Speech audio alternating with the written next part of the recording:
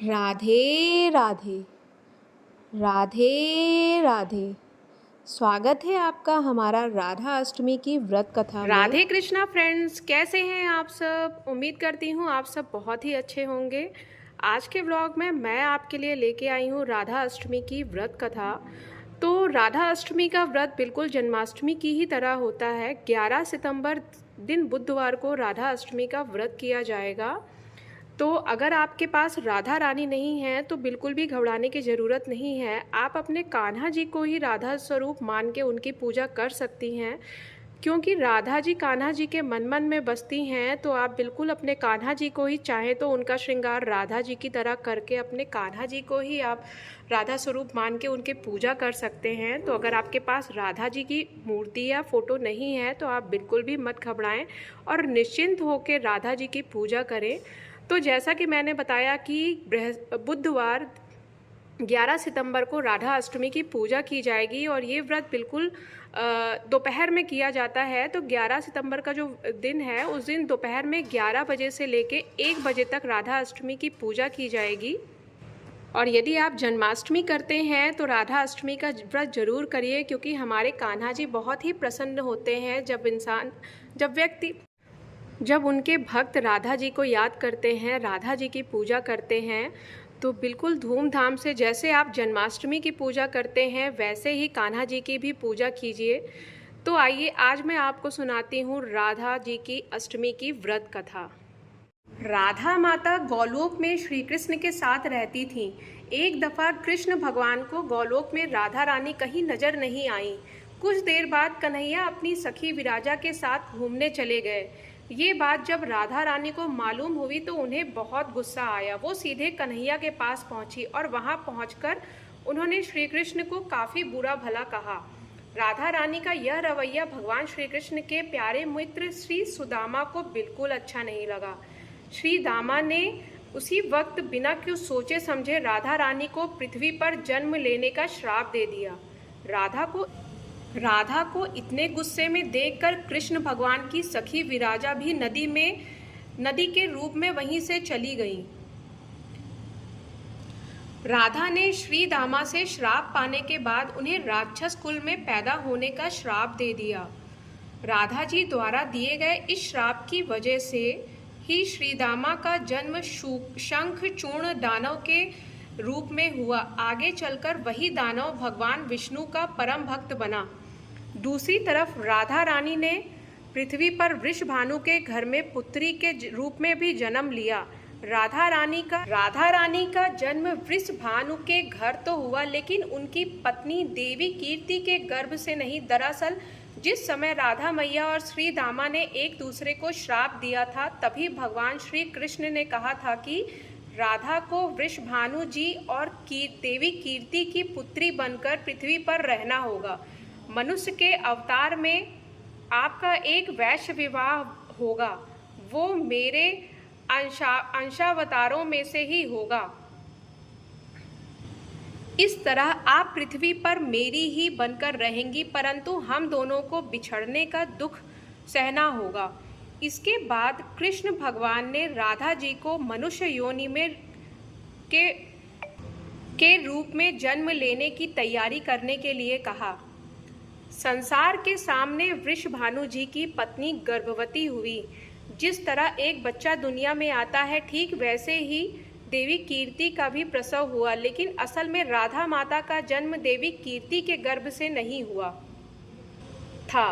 भगवान की माया से उनके गर्भ में वायु भर गई थी। देवी कीर्ति ने उसी वायु को जन्म दिया। इस दौरान उन्हें प्रसव पीड़ा हो रही थी और वहां राधा माता के रूप में एक प्यारी सी कन्या ने जन्म लिया।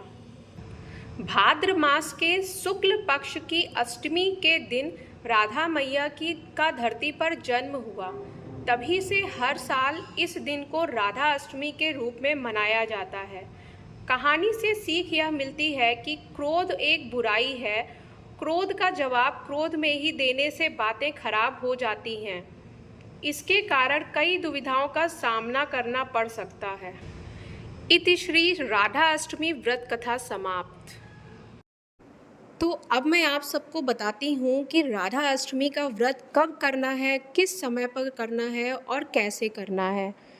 तो भाद्र माह के शुक्ल पक्ष की अष्टमी तिथि को राधा अष्टमी का व्रत किया जाता है।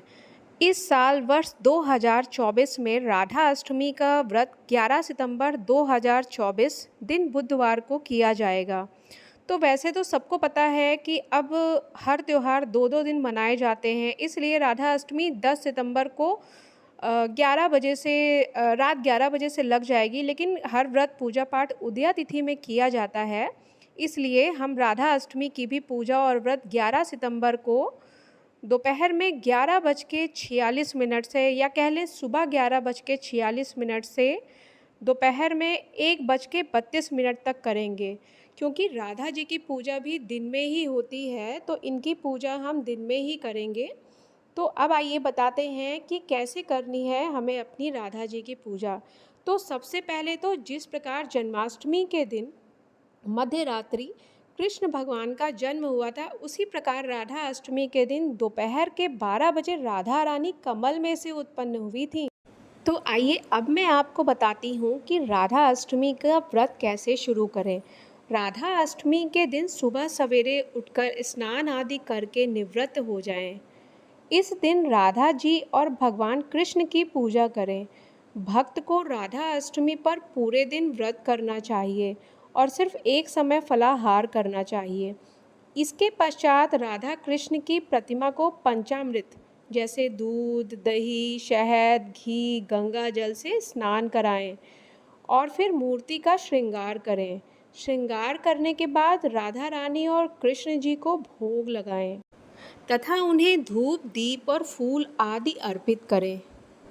आप चाहें तो कान्हा राधा जी को अरवी का भी भोग लगा सकते हैं और कढ़ी का भी, क्योंकि हमारी राधा माता को अरवी और कढ़ी बहुत पसंद है। तो आप इस दिन माता को अरवी और कढ़ी का भी भोग लगा सकते हैं। और माखन और मिश्री खिलाना तो बिल्कुल भी ना भूलें, क्योंकि ये हमारे कान्हा जी को बहुत ही प्रिय है।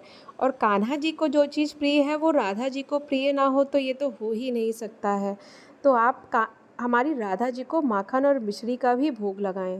राधा अष्टमी का व्रत प्रेम प्राप्ति के लिए होता है। यह बहुत ही लौकिक व्रत है। इस दिन जितना हो सके आप दिन भर अपने मुख से राधे राधे का नाम जाप करते रहें। तो राधा अष्टमी के व्रत का महात्म्य बहुत ही बड़ा है, क्योंकि कान्हा जी को बहुत ही प्रिय हैं राधा जी। हजारों एकादशियों के बराबर ये एक व्रत होता है राधा अष्टमी का व्रत। तो इस व्रत को ज़रूर करना चाहिए। तो बहुत से लोगों का ये सवाल होता है कि आज तक हमने राधा अष्टमी के व्रत के बारे में नहीं सुना, क्या अब हम इसको कर सकते हैं कि नहीं। तो जब तक राधा मैया खुद नहीं चाहेंगी तब तक आप उनके बारे में कैसे जान पाएंगे। आप ये समझ जाइए, अब राधा मैया खुद चाहती हैं कि आप उनका व्रत, उनका पूजन करें, इसीलिए आपको इस व्रत का महात्म्य पता चला है। अब हमारी राधा मैया खुद चाहती हैं कि आप उनका व्रत करें। तो चलिए फ्रेंड्स, वीडियो आज की मैं यहीं ख़त्म कर रही हूँ। वीडियो में कुछ भी अच्छा लगा हो, कथा अच्छी लगी हो तो वीडियो को लाइक करिएगा और कमेंट में राधे राधे ज़रूर लिखिएगा। और अगर आप हमारे चैनल पे नए हैं, अभी तक आपने चैनल को सब्सक्राइब नहीं किया है, तो ऐसे ही भक्ति भरे ज्ञान को पाने के लिए आप हमारे चैनल को सब्सक्राइब कर लीजिए। आगे और भी अच्छी अच्छी वीडियोस आपके लिए आती रहेंगी। इसी के साथ आज की ये वीडियो मैं यहीं पे ख़त्म कर रही हूँ। वीडियो अच्छी लगी हो तो प्लीज़ लाइक, शेयर, सब्सक्राइब का ज़रूर करिएगा मेरे प्यारे से कान्हा जी के लिए। राधे कृष्ण।